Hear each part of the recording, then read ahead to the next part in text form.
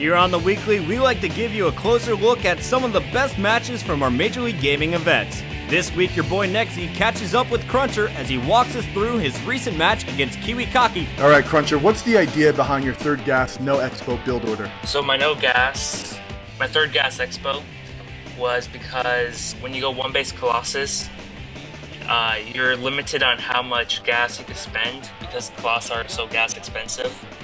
And ideally you want a mix of Zealot, Stalker, Colossus, and having more Stalkers and Colossus is better than having a more heavy Zealot combo, because the Zealots just tank for you, while the Stalkers are able to damage the Colossus and move around and avoid the AoE damage that the Colossus deal. Now, Kiwikaki is known for one of the best Protoss players in North America, and Kiwikaki has trademark Colossi pressure. What were you thinking about his pressure right before the big engagement? His pressure was not too good for him because I was ahead in Colossus production, and he was mostly depending on being able to out-micro me in the fights because I was usually up a Colossus and he usually had more gateway units, but Colossus are way more efficient in battles than gateway units are.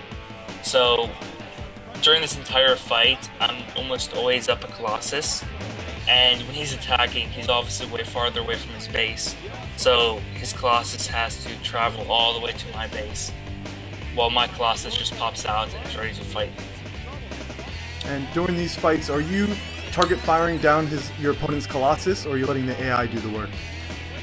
Originally, I let the AI do the work, and then I transitioned into having my Colossus focus down his Stalkers, his Sentries, but I mostly just go for the Zealots first, and then transition into the Stalkers, because most good players are able to micro their Colossus away, and if you lose your Colossus to a stupid micro mistake, when you're ahead, it's terrible.